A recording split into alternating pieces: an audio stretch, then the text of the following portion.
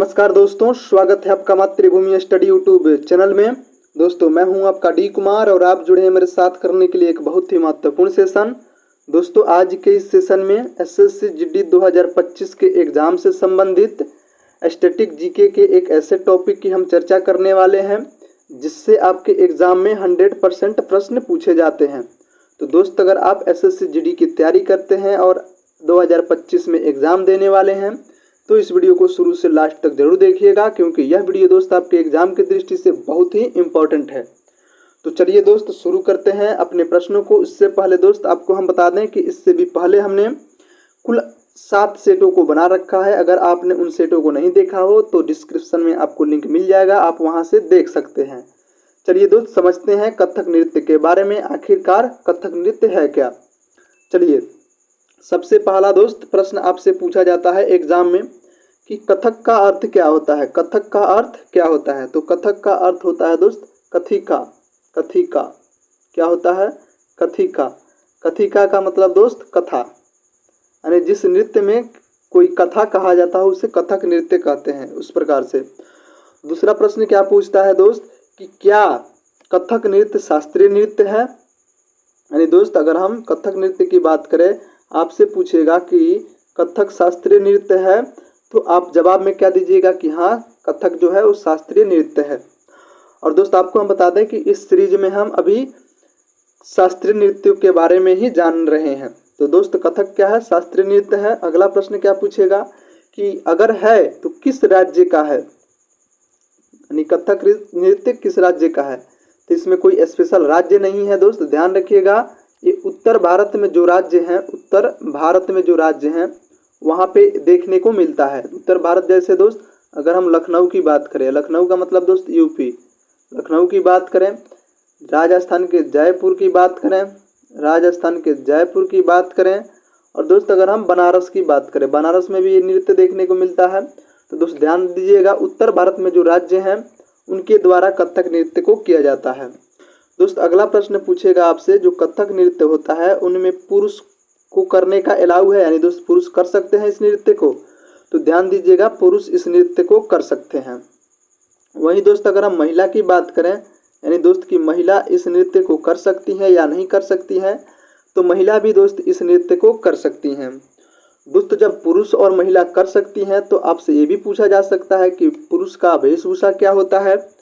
तो पुरुष इसमें क्या होता है दोस्त, केवल धोती पहनता है, केवल धोती पहनता है, यानी कथक नृत्य को करने के लिए पुरुष केवल धोती पहनता है। वहीं दोस्त अगर हम महिला की बात करें तो महिला इसमें साड़ी भी पहन सकती है और दोस्त लहंगा भी पहन सकती है, लहंगा भी पहन सकती हैं। तो ध्यान रखिएगा, ये भी प्रश्न पूछे जा सकते हैं। और दोस्त इसके महत्वपूर्ण विशेषता की अगर बात करें कि इसकी विशेषता क्या होती है, तो इसमें पद का संचालन होता है दोस्त, पद का संचालन होता है। संचालन एक लयबद्ध तरीके में, आप जानते हैं कि जितने भी शास्त्रीय नृत्य हैं उनमें जो भी संचालन किए जाते हैं वो एक लयबद्ध तरीके में किए जाते हैं।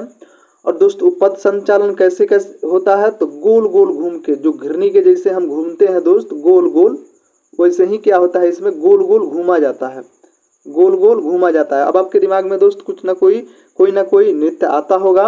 और दोस्त गोल गोल घूमने के अलावा इसमें घुटने को नहीं मोड़ा जाता है, ध्यान रखिएगा, घुटने को नहीं मोड़ा जाता है। और दोस्त आप जानते हैं कि कथक नृत्य में घुंघरू एक शब्द आता है दोस्त, घुंघरू, घुंघरू। तो ध्यान दीजिएगा कि कथक नृत्य में घुंघरू अलाउ रहता है, यानी अनिवार्य होता है, इसके बिना कथक नृत्य को नहीं किया जा सकता है। और दोस्त अगर हम आगे बढ़ें तो इसमें आता है प्रमुख कलाकार। अब हमसे पूछता है प्रश्न में प्रमुख कलाकार के बारे में, प्रमुख कलाकार के बारे में। तो चलिए देखते हैं प्रमुख कलाकार कौन कौन से हैं। तो सबसे पहला हमारा फेमस नाम आता है दोस्त एक कालका प्रसाद, कालका प्रसाद। कौन सा नाम आता है मेरे भाई? कालका प्रसाद। ऐसा कहा जाता है दोस्त कि कालका प्रसाद ने कथक नृत्य को पुनर्जीवित किया था। क्या किया था?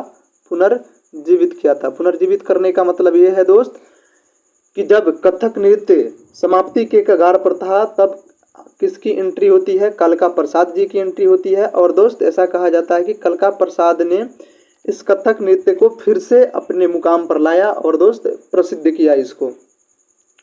अगला नाम क्या आता है दोस्त, हमारा बहुत ही फेमस नाम, आप जानते भी हैं, पंडित बिरजू महाराज। पंडित बिरजू महाराज, क्या दोस्त, पंडित बिरजू महाराज, जो कि दोस्त कथक नृत्य के बहुत अच्छे कलाकार थे।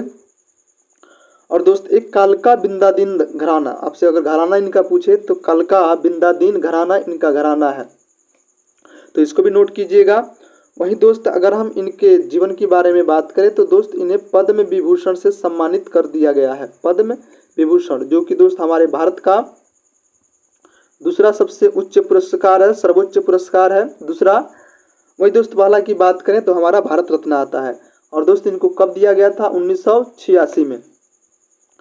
और दोस्त एक और बात याद रखिएगा, आपसे इनकी मृत्यु के बारे में भी पूछा जा सकता है। तो दोस्त इनका निधन 2022 में हुआ था।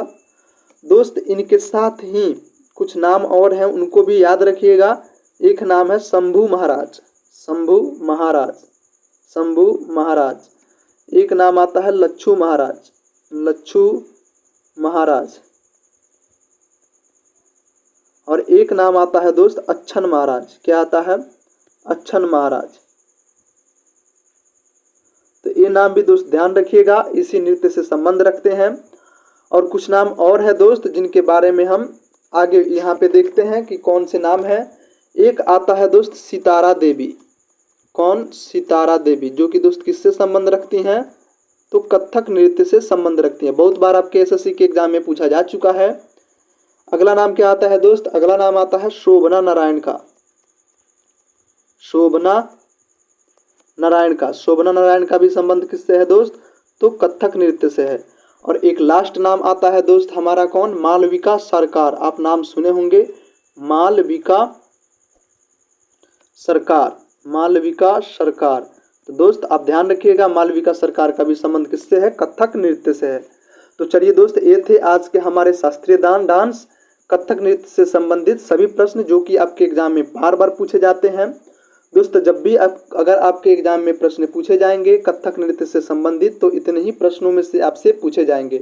और एक बात और ध्यान रखिएगा दोस्त, कथक नृत्य की एक खास बात और है जो कि बहुत लोगों की पता नहीं है दोस्त। एकमात्र शास्त्रीय नृत्य है, कौन सा नृत्य, शास्त्रीय नृत्य है जिसमें मुस्लिम संस्कृति का भी उपयोग किया गया है, जिसमें मुस्लिम संस्कृति का भी जो छाप होता है दोस्त इसमें देखने को मिलता है। तो ध्यान रखिएगा। तो चलिए दोस्त, अगर आपको वीडियो अच्छी लगी हो, आपको कंटेंट समझ में आया हो, आपको लगा हो कि इस वीडियो के माध्यम से हमने कुछ सीखा है, तो प्लीज़ दोस्त वीडियो को एक लाइक ज़रूर कीजिएगा। और दोस्त अगर आप चाहते हैं कि ऐसे ही वीडियो के साथ हम एसएससी जीडी की तैयारी को, हम अपने लेवल को उच्च करें और दोस्त अपने एग्ज़ाम को फतेह करें, तो आप हमारे चैनल को सब्सक्राइब करके हमारे साथ जुड़ सकते हैं। दोस्त हम इस चैनल के माध्यम से आपको चाहे वो मैथ हो या रीजनिंग हो या हिंदी हो या फिर दोस्त जीके जीएस हो, सभी की तैयारी कराते हैं। तो चलिए दोस्त, फिर मिलते हैं अगले टॉपिक के साथ अगली वीडियो में। तब तक के लिए जय हिंद।